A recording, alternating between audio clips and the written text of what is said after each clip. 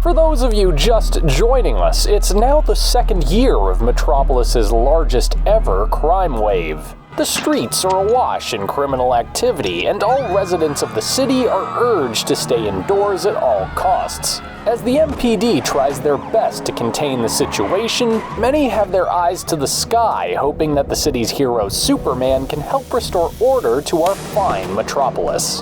But that raises the question, how much more of it can our brave Kryptonian bear? For while he is a man from another planet, he is still but a man. And every man, whether they're made of steel or not, has a breaking point. Citizens of Metropolis, I ask you, how long until Superman throws his hands up in defeat and leaves us without a protector? And more importantly, has the presence of a hero like Superman made us weaker as a society? Has it left us as a bunch of metaphorical children who can't use a dang metaphorical ladder to rescue our own metaphorical cats? Are you following along with me, America? Superman is a menace!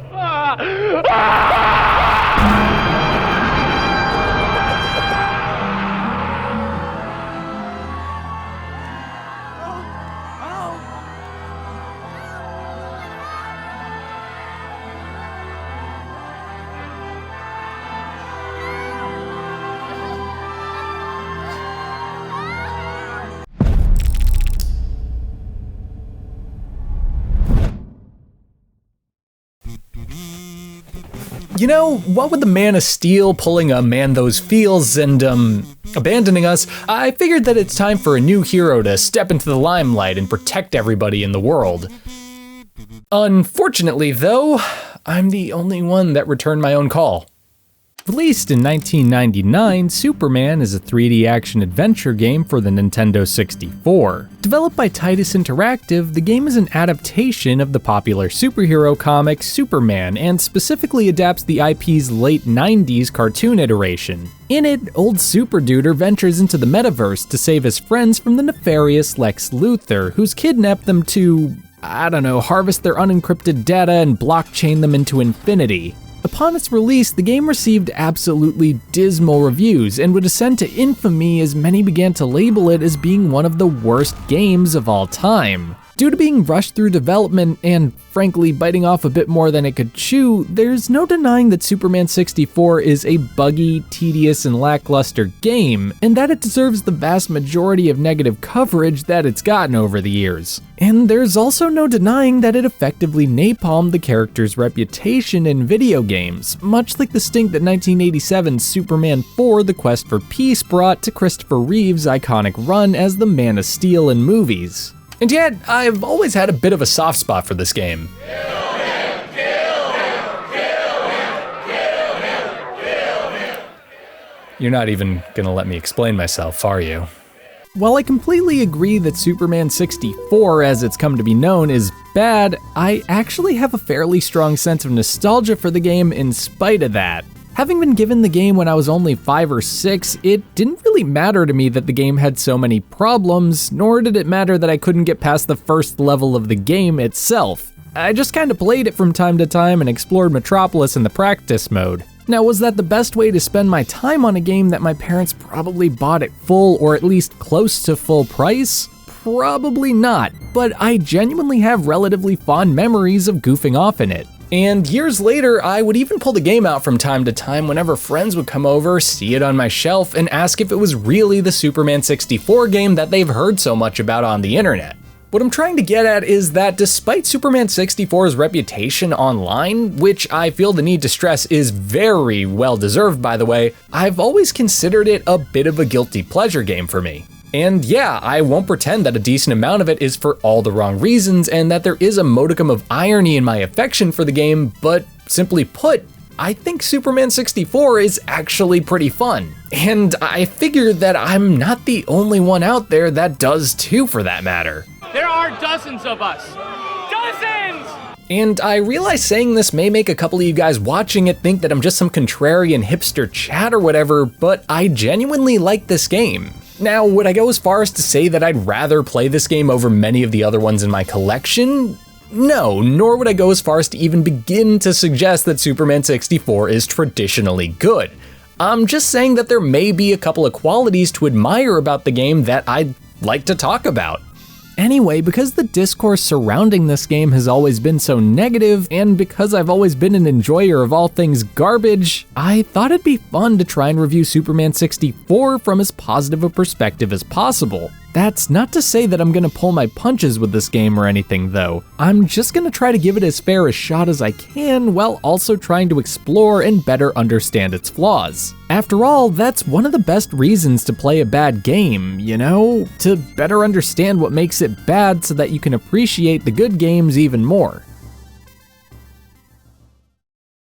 Before we continue though, a quick question of the day. What was the first gaming YouTuber that you ever saw, and assuming you can remember it, how did you find them? Be sure to leave your answer to the question of the day over in the comments. I'd love to hear your answer. And if you're new here and are enjoying what you see so far, feel free to subscribe to the channel and stuff so that you can check out all the other videos I'll be putting out in the future. Oh, and one more thing before continuing on with the video, I'm relaunching a retro TV and movie review podcast that I used to do with my friends called Media Obscura. The first episode comes out a few days after this debuts on YouTube. Check it out if you're into retro movies, TV shows, or you just want to listen to me kinda banter with my friends and do comedy for a bit. We're doing episodes bi-weekly to start, it's gonna be a lot of fun, and we have close to 100 episodes from the original run of the show already up for you. Links here somewhere. Okay, on with the video. Right off the bat, let's get one thing out of the way. Superman 64 is repetitive. It also totally fails at making you, the player, actually feel like you're Superman at any point of the game. While some of the missions you get do revolve around Supermanly things like protecting citizens, beating up baddies, and defusing bombs, Superman 64 goes about having you do these things with the same basic and somewhat nauseating formula. You'll basically always be working under a time limit, using the same one or two basic skills, which happens to include Austin Powers' judo chop for some reason, and be carrying out your tasks in an area that's always either too large or too small for its own good. While I don't have anything against repetition in and of itself, there's no denying that most of Superman 64's missions have a certain mind-numbing effect on the people playing it. In a weird way, it kind of feels like playing through these levels forces you into a trance-like state. Because so much of the gameplay plays out in an almost routine-like fashion, it's easy to notice your mind start to wander and eventually settle into pseudo-mindfulness. Now, am I saying this will help you reach nirvana? No, but I do think there are some things worth admiring about how laid back this game is. I guess what I'm trying to say is that there's a genuine chillaxitude to the game, and yes, I do hate myself for saying that too, that makes it pretty fun to sit back and shut your brain off to in the same way that one might shut their brain off while they drive around in a Grand Theft Auto game. Only here, it's the main gameplay that's doing that to you. And yeah, some of these missions are straight up terrible, even by Superman 64 standards. But I still found myself enjoying parts of this game a lot more than I expected to upon replaying it. Over the course of the 90s, I feel like games had started to transition from being simple amusements into being a more immersive experience. What I mean is that games had started becoming longer and increasingly complex due to featuring things like cutscenes, more involved gameplay, and voice acting. And while Superman 64 does in fact feature these things, its inclusion of them barely counts. And yeah, I realize there were a lot of other games at the time that didn't include these things, but Superman 64's disregard for them almost imbues it with this retro simplicity that I really liked. Superman 64 reminds me of the games you'd play on something like the Atari 2600, where your objectives are blatantly simple, your motivations for doing them are essentially because you told me to, and everything looks like a square. I think the best way I can describe it is that Superman 64 may be the gamiest game that I've ever played. And sure, that isn't exactly a good thing, and it doesn't really help make the game more fun or anything, but I find that fairly interesting, what with its setting in virtual reality. Oh yeah, the joke I made earlier about this game taking place in the metaverse is basically the truth. Superman 64 doesn't take place in Metropolis. It takes place in a virtual recreation of Metropolis. Which kinda makes this whole adventure a little pointless if you think about it, because none of the characters in it are in any real danger. It also makes me wonder why Lex Luthor would go through the trouble of creating a virtual world when we have a perfectly good real one right in front of us. Sorry, low battery, one sec. It's also just weird that Lex Luthor doesn't spawn like a million henchmen to dogpile Superman in the virtual world, or like take his powers away or something. I mean, they're not really on Earth or something, and Lex did take away some of your powers by turning them into pickups. So why can't he just reduce Superman to being a normal human being? And if he can, why stop there? Why not make him a frog or something while he's at it? At any rate, you're here and you're Superman, so you may as well do whatever Lex Luthor wants you to. You know, because he told you to. Most of the game revolves around flying through these rings before time runs out, and call me nuts, but I actually think it's kind of fun. It's a lot like doing time trials in a racing game or a web-swinging challenge in a Spider-Man game, if I'm being honest. And I'm not saying it's great or anything, but getting comfortable with the game's controls and being able to fly through these challenges with some semblance of nuance and grace is a lot more fun than people make it out to be. While I sincerely doubt that anyone was looking for a Superman game this bare bones back at the turn of the century, there's a quaintness to its premise and content that I personally appreciate. Plus, I'd even go as far as to say that this game may be kind of ambitious despite its numerous technical issues. For starters, those ring sections take place in a pretty large open area for the Nintendo 64. And while it's caked in a heavy layer of fog and lacks much in the way of landmarks, details, or things to do in it besides your current objective, I still think it's pretty impressive. Additionally, there are some kinda nice looking reflections in a couple areas in the game that I wasn't expecting.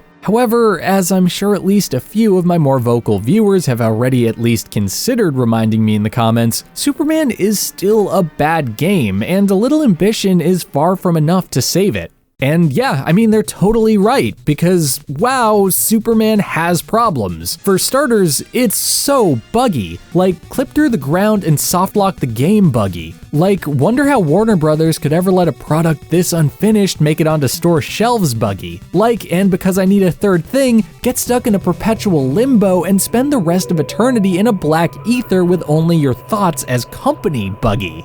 Coincidentally, that's also what Lex Luthor's trap should have been for Superman from the beginning.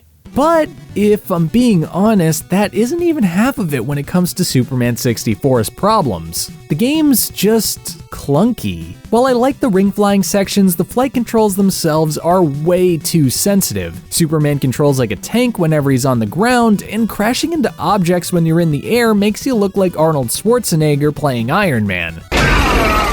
It also doesn't help that Superman's powers are way too unreliable for their own good. There are multiple times in this game where you'll need to use your super breath to blow out mini tornadoes, because Lex told you to, and doing so is way harder than it needs to be due to your super breath's pathetically limited range. As for the combat, well, I personally think it's awesome that Superman gives his enemies a fighting chance by only using an exaggerated karate chop to hit them. But I can see how some people would be annoyed by the lack of combos and options at their disposal. For what it's worth though, you can pick up and throw objects at them, and if you're feeling especially sadistic, you can fly into them at a terminal velocity.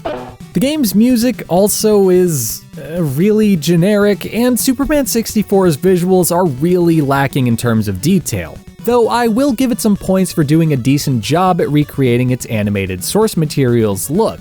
The actual Superman series that this game is an adaptation of had a relatively minimal and Art Deco aesthetic to it that I think kinda lends itself well to early polygonal graphics. The amount of fog that the game has in some of its areas, and the fact that the game's frame rate can often dip all the way to 7 or 8 frames per second though, despite that, is pretty inexcusable though. Superman 64's frame rate is probably the worst part of the game for me due to how often it fluctuates. While I can somewhat excuse the game's repetitive and vaguely mind-numbing gameplay, which is like meditation for me, an inconsistent and frankly bad frame rate is where I draw the line. Moments where the game starts to chug totally break up the already inconsistent pace of the game and turn what was already fairly unresponsive controls into a complete and utter mess. Honestly, I think that Superman 64's greatest sin is that it's as unfinished as it is. While I don't think the game ever had the potential to work its way up to being good, I do think that with a bit more time, effort, and care, it could have at least been passable, much like my GPA in high school.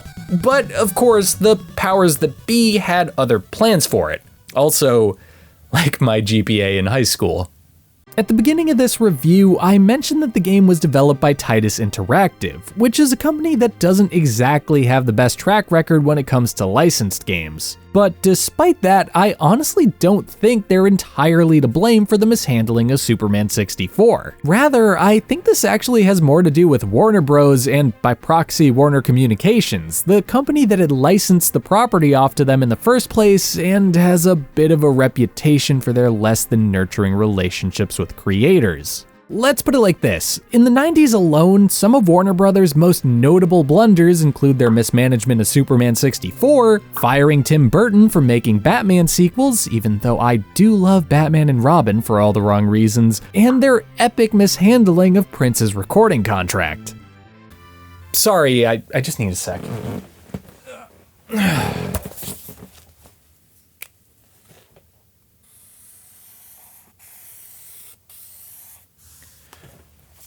Okay, where were we? Essentially, and I'm simplifying things here, Warner Brothers was infamously difficult during the production of Superman 64 and basically shot down every idea that Titus threw at them. They even apparently wanted Titus to simply make them a SimCity clone where Superman essentially acted as the mayor of Metropolis for reasons. And to make things worse, this isn't even the first time that Warner Brothers has grossly misunderstood the process of game development. Back in the 80s, Warner Communications owned Atari, and as I'm sure you all know where I'm going with this, had secured the license to one of the biggest movies of that decade. And ultimately, they ended up crunching together a little game called...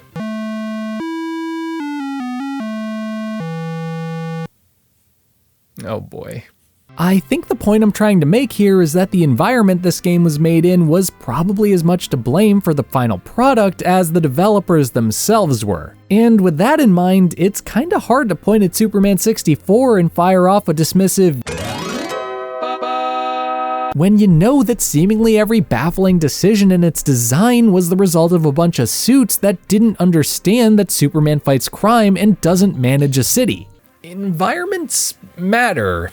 You know, it's hard to put out a good product when you don't feel supported by higher-ups at your company, or if, God forbid, you feel like you aren't even allowed to do the job that you were actually hired for. And in the case of Superman 64, I feel like we all owe Titus a tiny bit of slack for the amount of garbage they had to put up with during the development of the game, as well as after it came out. While I was playing through this game, one of the earliest notes that I scribbled down about my experience with it was that it felt like I was gaining insight into what the game dev process might be like. That by flying through the ring missions and playing a game that was as lacking in polish as it was, I was learning what it was like to play an alpha or beta to a game as opposed to its finished product. And while that sucks from the perspective of being a consumer forking over his hard-earned money for the game, this is $3. I personally thought it was a lot of fun in its own way.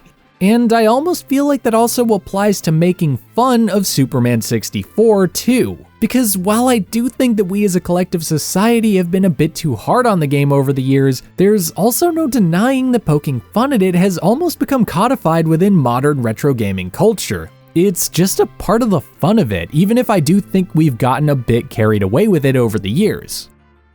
At the end of the day, I do think that Superman 64 is a bad game, but I also believe that it's not the worst game of all time. It's certainly one of the most disappointing and underwhelming games I've ever played, but I still think there's some fun to have with it should you ever give it a shot. Personally, I genuinely enjoy quote-unquote bad media as much as I do the critically acclaimed stuff. I've always personally viewed it as an opportunity to better understand what makes them bad and have fun trying to find ways to enjoy them in spite of that. Even better, I think that playing bad games or watching bad movies helps you appreciate the good stuff out there by helping refine your taste and better understanding of the design that goes into them. So if anything, I'm actually kinda glad I got to replay this game again after all these years, and I may even have to bust out a few of the other bad games in my collection for videos in the future, because I genuinely enjoyed playing through this. Anyway, that brings us to the end of this video. If you haven't played Superman 64 before and you decide to give it a shot, I hope that you at least have a bit of fun with it. Be sure to leave an answer to the question of the day down in the comments if you haven't already, as well as to like the video or subscribe to the channel if you enjoyed this review. On top of that, you're more than welcome to support myself for this channel by visiting the Buy Me a Coffee link in the description or pinned comment in order to leave a donation of however much you're comfortable with. Oh, and you can also follow me on Twitter or Instagram by searching for @NichePlays on those respective sites or by following the links over in the description. So yeah. Bye.